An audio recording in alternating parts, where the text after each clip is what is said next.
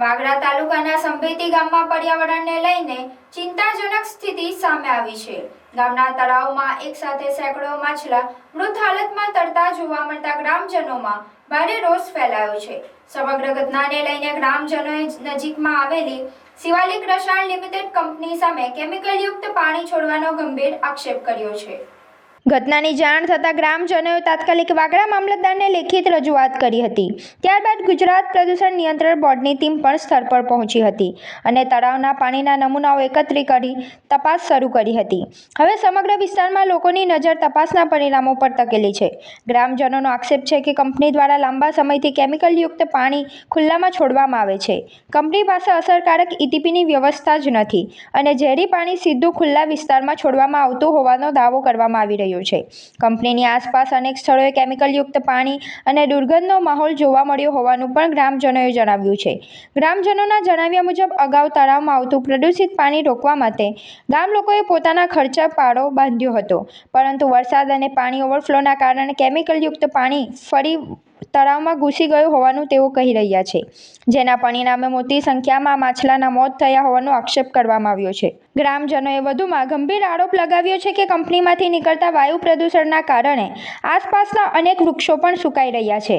હવા અને પાણી બંને પ્રદૂષિત થતાં સમગ્ર ગામના પર્યાવરણ પર ગંભીર અસર પડી રહી હોવાનું તેઓ જણાવી રહ્યા છે। દુર્ગંધ એટલી અસહ્ય બની ગઈ છે કે લોકોનું સામાન્ય જીવન પણ મુશ્કેલ બન્યું હોવાનું ગ્રામજનોએ જણાવ્યું। આ ઘટનાને પગલે મોટી સંખ્યામાં ગ્રામજનો, જેમાં મહિલાઓ પણ સામેલ હતી, જેઓ કંપની ખાતે પહોંચ્યા હતા અને જવાબદારો સામે કડક કાર્યવાહી કરવાની માંગ સાથે ઉગ્ર રજૂઆત કરી હતી। ગ્રામજનોનું કહેવું છે કે જો સમયસર કાર્યવાહી નહીં થાય તો આગામી દિવસોમાં વધુ ઉગ્ર આંદોલન કરવામાં આવશે। ગ્રામજનોનો વધુ એક ગંભીર આક્ષેપ છે કે જ્યાં કંપની કાર્યરત છે તે વિસ્તાર મૂળ એન્જિનિયરિંગ ઝોન તરીકે ઓળખાય છે, છતાં ત્યાં કેમિકલ ઉદ્યોગો કાર્યરત છે। આ સમગ્ર મુદ્દો તપાસનો વિષય હોવાનું તેઓ જણાવી રહ્યા છે અને સંબંધિત વિભાગો દ્વારા નિષ્પક્ષ તપાસ કરી દોષિત સામે કડક કાર્યવાહી કરવાની માંગ ઉઠાવી રહ્યા છે। કંપની સામેના આક્ષેપો ગ્રામજનો દ્વારા કરવામાં આવ્યા છે, ત્યારે ઘટનાની સત્તાવાર હકીકત જીપીસીબીની તપાસ અને સંબંધિત સરકારી તંત્રના અહેવાલ બાદ જ સ્પષ્ટ થશે।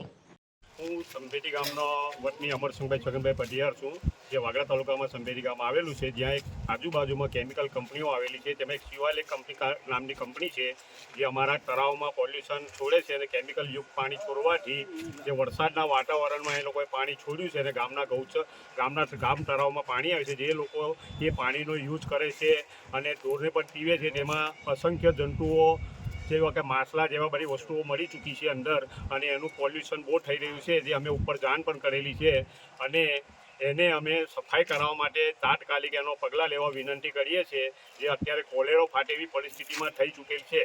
તો આ તાત્કાલિક આ કંપની પર પણ એનો અમલ લે એ માટે અમે દિલગીર છીએ।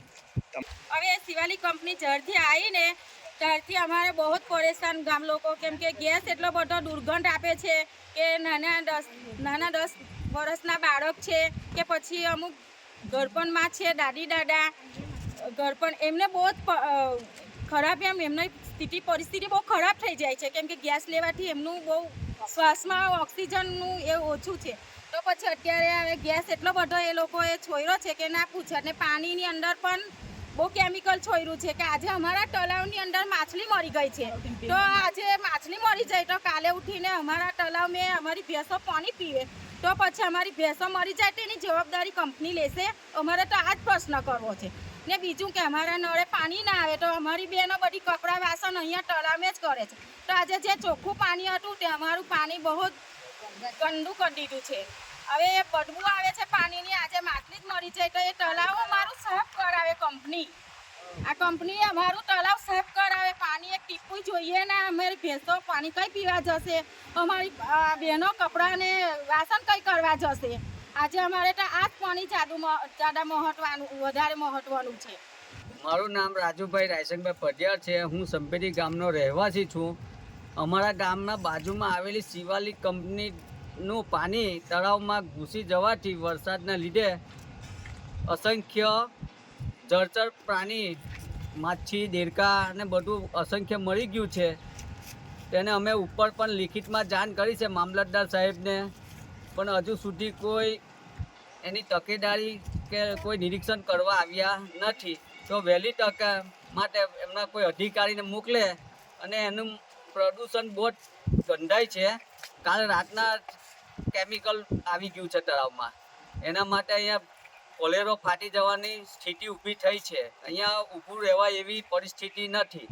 हमें 3-4 वक्त जो कि भाई आप पानी निकाल हो जाएगा ऐसा बोल के गुजराती हाँ ये રીતના બોલીને એરા નાહી જાય ના પાણી જો અમુક આવશે ને અમાર તળાવમાં છીટું ડાયરેક્ટ આવશે ને મચ્છી મળશે તારે ખબર પડશે મકુ તમને ને અમાર ઢોરો રાખીએ ઢોરો મેરે ચડે છે એમને ખબર નહીં તમારી કંપની મોહિતી તો તમારે એટલું કેમિકલ કરવા જગ્યા નહીં તમારી હોડે.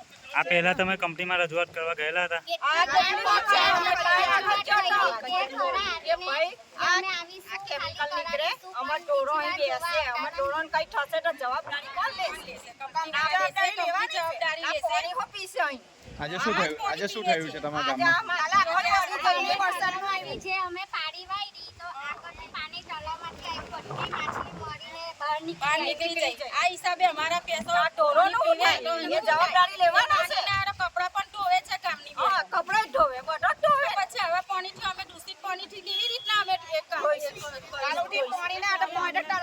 અમારા નળે તો પાણી અમારે આ જ યુઝ કરવાનું તો એ પાણી આટલી કેવી રીતના અમારે હા, ગમે તે નિકાલ કરો આ બાજુ તળાવ ગેસ- કરાવો. ગેસ ના તળાવ ગેસ ખાલી ના છોડે કરવાનું અને છે. આ તળાવ પાણી ખાલી કરે આટલું હા. દૂષિત પાણી અમારે આ ગામની ખાલી અંદર કરાવી દો તળાવ છે ને કે પાણી ચોખ્ખું આ જોઈએ. બધી અમારી મચ્છી મળીને આવું થશે. ચેનલમાં પાણી કાઢો ને ખરાબ તળાવને હું કામ આવવા દો? તમારી જાતે તમે જે કઈ કરો ને તમારી જાતે પાણીનો નિકાલ તમે કંપની કરે. અમારા ગામવાળાને કોઈ લેવા દેવા નહીં. અમારા તળાવમાં પાણી ના આવવું જોઈએ.